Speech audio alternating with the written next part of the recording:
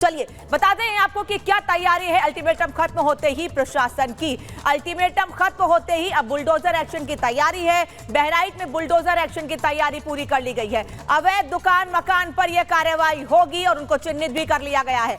PWD ने 23 मकानों को चिन्हित किया है। इनमें से कई मकान ऐसे हैं जिनको पहले ही जानकारी दे दी गई थी, इसके पहले भी, कि आपके मकान इल्लीगल हैं, सरकारी जमीन पर बने हुए हैं। इन मकानों के बाहर नोटिस भी लगा दिया गया है और रेड क्रॉस का निशान भी लगाया गया है। उसी पर अब राजनीति हो रही है। 3 दिन का अल्टीमेटम दिया गया था जो कि आज खत्म हो गया है, यानी कल बुलडोजर एक्शन की पूरी तैयारी है।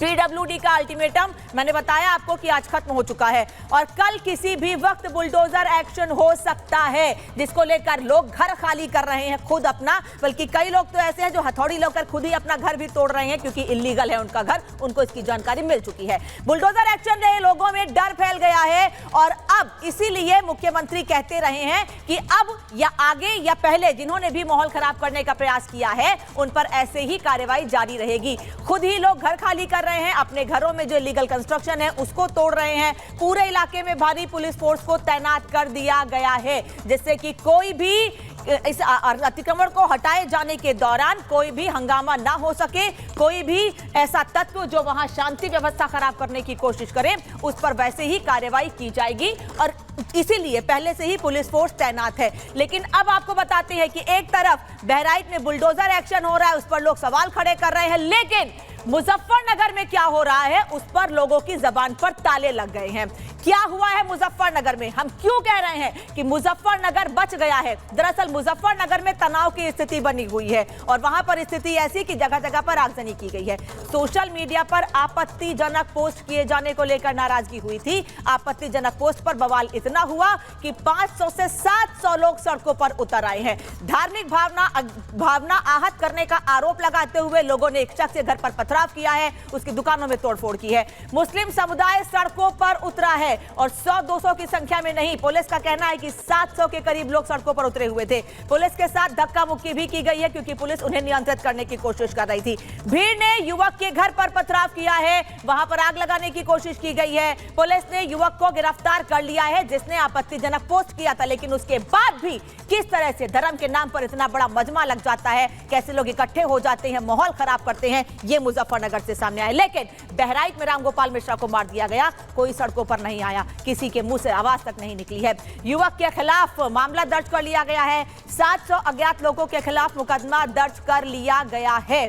तो इस तरह के से मुजफ्फरनगर का माहौल खराब करने की कोशिश की गई है। लेकिन मैं बार बार यही पूछ रही हूं कि मुजफ्फरनगर पे कोई कुछ नहीं बोलता है जहां माहौल खराब करने के लिए 700 लोग इकट्ठे हो जाते हैं, लेकिन बहराइच पर राजनीति करने के लिए बुलडोजर एक्शन पर सवाल लगातार किए जा रहे हैं और हवाला दिया जा रहा है सुप्रीम कोर्ट की गाइडलाइन का। लेकिन सुप्रीम कोर्ट ने भी साफ कहा है इलीगल कंस्ट्रक्शन पर बुलडोजर चलने पर किसी तरह की कोई रोक नहीं है। कैसे सियासत हो रही है इस पूरे मामले पर, कैसे धर्म से इसको जोड़ा जा रहा है? क्यों नहीं वो लोग जो सियासत कर रहे हैं धर्म के नाम पर रामगोपाल मिश्रा के परिवार से हमदर्दी रखते हैं? आज इसी पर महाभारत में बात करेंगे, लेकिन उससे पहले इस रिपोर्ट को देखिए।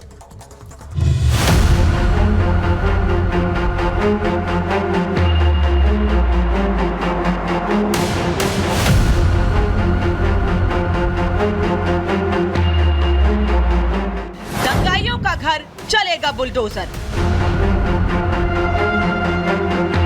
खाली हुए दुकान और मकान, प्रशासन का एक्शन, किसे टेंशन? 13 अक्टूबर की रात दंगाइयों ने बहराइच की शांति में जो आग लगाई, अब उस पर बुलडोजर कार्रवाई की बारी है। रामगोपाल मिश्रा के साथ हैवानियत की हदें पार करने वाले जिहादी कट्टरपंथियों को वार्निंग और पीड़ित परिवारों को कार्रवाई का आश्वासन जब प्रदेश के मुखिया सीएम योगी ने दिया था तो यूं ही नहीं दिया था, बल्कि इस आश्वासन की सच्चाई शनिवार को धरातल पर दिखाई भी देने लगी। बाबा के पुलिस और नगर निगम अधिकारियों ने एक्शन में आने में देरी नहीं की। कार्रवाई का नोटिस लगा तो सियासी बवाल और सवाल भले ही शुरू हो गए, लेकिन लोगों ने खुद ही कार्रवाई शुरू कर दी। कोई अलमारी ले जाते दिखाई दिया तो कोई दुकान का साजो सामान ले जा रहा था। सभी जानते थे कि योगी ने कहा है तो वो होकर ही रहेगा। ये जानते हैं कि नोटिस की मियाद पूरी हो गई है। बाबा का बुलडोजर बहराइच में किसी भी वक्त गरजने वाला है।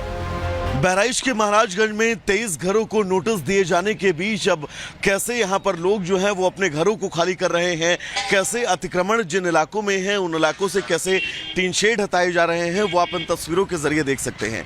दरअसल महाराजगंज के बाजार में 23 ऐसे घरों को चिन्हित किया गया है जिन घरों के बाहर आप देख सकते हैं नोटिस जो है वो चस्पा किया गया है और इस नोटिस में 3 दिन का वक्त दिया गया है कि 3 दिन के अंदर आप अपना जो है वो अवैध अतिक्रमण हटा लें, नहीं तो प्रशासन के द्वारा इस अतिक्रमण पर ध्वस्तीकरण की जो है वो कार्रवाई होगी। सर्विस सेंटर का दुकान है, यहाँ पे नोटिस मिला कि 60 फीट करीब सड़क कटने का मतलब अंदर आने का संभावना है, इसलिए हम लोग दुकान खाली कर रहे हैं। 60 फीट कहाँ तक आ रहा है, आपने नाप के देखा?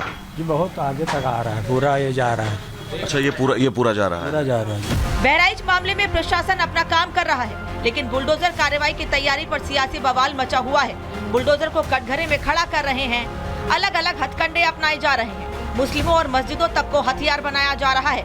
जो खबरें हमारे पास आ रही हैं कि वो सड़क चौड़ी करने के लिए 1 महीने पहले भी चिन्हित करे गए थे और लाल निशान लगाए गए थे। अब अगर सिलेक्टिव निशान लगाए गए हैं एक ही मज़हब के मानने वालों के या मुसलमानों के, वो तोड़े जा रहे हैं, तो ये हमारे सुप्रीम कोर्ट की भी अवहेलना हो रही है और बदले की भावना से काम हो रहा है।